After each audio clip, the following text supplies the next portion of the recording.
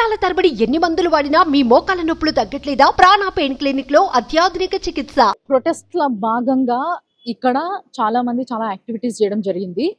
ఇక్కడ స్టూడెంట్స్ గానీ, ఇక్కడ వర్క్ చేసిన వాళ్ళు గానీ, డాక్టర్స్ గానీ వీళ్ళందరూ చేసిన ఒక ఆర్ట్ ఇక్కడ.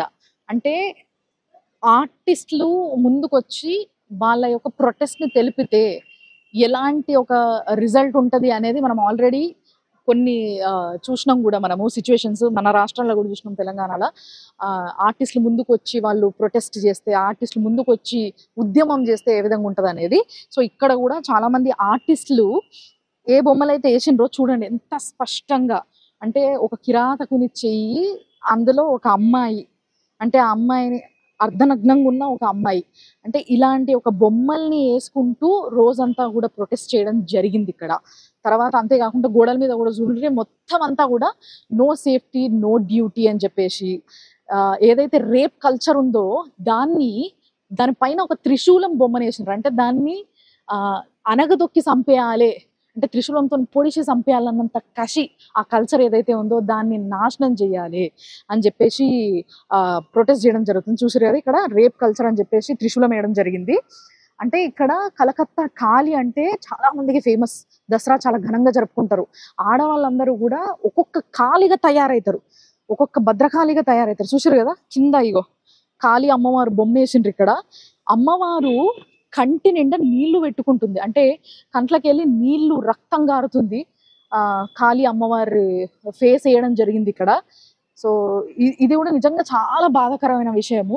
ఎందుకంటే ఎంతో మంది దుష్టుల్ని సంహరించిన అమ్మవారు ఎక్కడైతే వెలవాలని ఒక ప్లేస్ ని చూస్ చేసుకుందో అలాంటి ప్లేస్ లా ఇంకా అలాంటి ఎంతో మంది దుష్టులు ఇంకా ఉన్నారు, బతికే ఉన్నారు అని తెలిస్తే బాధ అనిపిస్తుంది కదా. అందుకోసమే వాళ్ళు కూడా అట్లా త్రిశూలం వేసి రేప్ కల్చర్ ఆపాలని చెప్పేసి ప్రొటెస్ట్ చేయడం జరిగింది. అంతేకాకుండా ఇక్కడ ఒక బొమ్మ వేసిండ్రు. ఇది ఒక్కటి చూస్తే ఇక్కడ ఏం జరిగిందని అసలు ఏమి తెలియని వాళ్ళు వచ్చి నిలబడ్డా కూడా అర్థమైపోతుంది.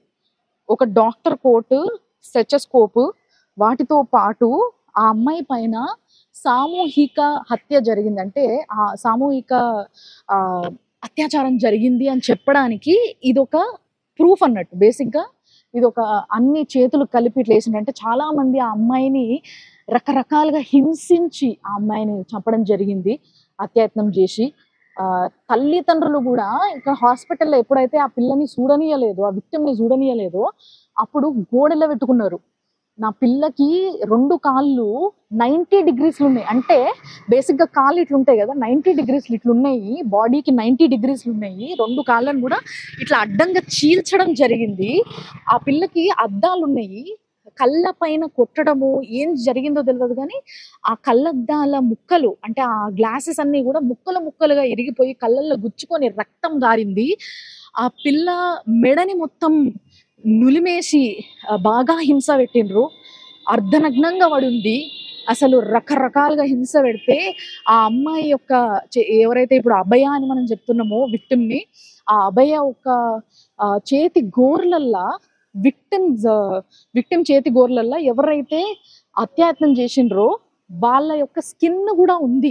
అంటే ఆ అమ్మాయి తప్పించుకోనికి ఎంత ట్రై చేసి ఉంటుంది, ఎంత వేదన పడి ఉంటుంది ఆ నిమిషం ఒక్కసారి ఆలోచించండి. గట్టిగా అరిసి గీకి రక్కి అట్లా చేయడం వల్ల ఆ అమ్మాయి గోర్లల్లో మొత్తం కూడా ఆ పర్సన్ ఎవరైతే ఆమె మీదకి వచ్చారో ఆయన స్కిన్ మొత్తం కూడా ఆమె గోర్లల్లో దొరికిందంట. ఈ లెక్కన వాళ్ళు ఎవరు అనేది తెలుసుకోవచ్చు. ఒక సంజయ్ రాయ్ అనే ఒక వ్యక్తి మాత్రమే దొరకడము, అంటే ఒక వ్యక్తిని పట్టుకున్నారు వెంటనే ఒక సంఘటన జరగంగానే అని చెప్పి. అరే అవును, ఒక సీసీ కెమెరా పనిచేస్తుంది, ఒకటి కాదు యాక్చువల్గా అక్కడ ఆ దారిలా ఏదైతే సెమినార్ హాల్కి పోయే దారిలా సీసీ కెమెరాలు ఉన్నాయి. ఈ వ్యక్తి ఆ సెమినార్ హాల్కి పోవడము రావడము 2 కూడా సీసీ కెమెరాలో రికార్డ్ అయినాయి. వెళ్ళేటప్పుడు ఆయన చెవులో ఒక ఇయర్ బడ్ ఉన్నట్టు, అంటే మన ఏవైతే ఇయర్ ఫోన్స్ ఉంటాయో అవి ఉన్నట్టుగా అది చూయించింది, రికార్డ్ చేసింది. దాని తర్వాత 4 గంటల ప్రాంతంలో, అంటే పొద్దున్న 4 గంటలకి ఆ సెమినార్ హాల్ చుట్టూ కొంచెం ఆగమాగంగా కొంచెం అనుమానాస్పదంగా అక్కడనే తిరుగుతుండడము అది కూడా రికార్డ్ అయ్యింది. ఆ సమయంలో ఇంకొకటి ఏంటంటే ఆ అమ్మాయి డెడ్ బాడీ పక్కకి సేమ్ అదే ఏదైతే ఇయర్ ఫోన్ ఉండేనో ఆయన చెవుల అది అక్కడ పడిపోవడం కూడా పోలీసులు కలెక్ట్ చేసుకోవడం జరిగింది. అంటే ఇక్కడ ఇంకొక విషయం ఏదైతే మనం నోట్ చేసుకోవాలి ఏంది అని అంటే, నలుగురు ఐదుగురో లేకపోతే ముగ్గురు నలుగురు కలిసి ఆ అమ్మాయి పైన ఈ అఘాయిత్యం చేసిండ్రు అన్నప్పుడు ఒక్క వ్యక్తే ఎట్లా రికార్డ్ అవుతాడు అందులో? మిగతా వాళ్ళు ఎందుకు రికార్డ్ అవ్వలేదు? వాళ్ళు కూడా అక్కడికి వచ్చే ఉంటారు డెఫినెట్ గా. ఆ దారిలో కాకుండా ఇంకో దారిలో బయటకు వచ్చి ఉంటారు. ఇంకోవైపు సీసీ కెమెరాలు లేవా? లేకపోతే ఆ సీసీ కెమెరాలు పనిచేస్తున్నా కానీ ఆ మిగతా వ్యక్తులు ఇంకా ఇన్ఫ్లుయెన్స్డ్ కావచ్చు, లేకపోతే ఇక్కడ ఎవరైనా వర్క్ చేస్తున్న వాళ్ళు కావచ్చు, కాబట్టి వాళ్ళని కాపాడడానికి మొత్తం అందరూ కూడా వాళ్ళందరినీ షీల్డ్ చేస్తున్నారు అని చెప్పేసి ఏదైతే ఒక అనుమానం ఉందో ఇక్కడ ప్రొటెస్ట్ చేస్తున్న వాళ్ళ, అది నిజమా అనేది కూడా నిజంగా చాలా మంది పోలీసులు కానీ లేకపోతే ఇక్కడ ఉన్న వాళ్ళు కానీ ఈ అన్యాయాన్ని దగ్గరుండి చూసిన వాళ్ళు మాట్లాడాల్సింది. నిజంగా ఇవాళ కాకుండా రేపన్నా మనం ఈ విషయం బయటికి రావాలి, మాట్లాడాలని, ముందుకు రావాలని నేను కూడా మనస్ఫూర్తి కోరుకుంటున్నా. మీరు చూస్తూనే ఉండండి సుమన్ టీవీ. ఎక్స్క్లూజివ్గా కోల్కతాలో ఏదైతే ఆర్జీకర్ హాస్పిటల్లో నేను వచ్చి ఇక్కడ మొత్తం కూడా కవర్ చేయడం జరుగుతుందో, ప్రతిరోజు ఇక్కడ ప్రొటెస్ట్ చేస్తున్నారు రకరకాలుగా. ప్రతిరోజు ఒక స్టెప్ ముందుకు వెళ్తుంది ఈ కేసు. సుప్రీం కోర్టులో ఉంది ఇప్పుడు ప్రస్తుతము. సో ఏమేమి జరగబోతుంది అనేది నేను ఎప్పటికప్పుడు అప్డేట్ ఇస్తా ఉంటా లైవ్లో. మీరు ఫాలో అవుతూనే ఉండండి సుమన్ టీవీ.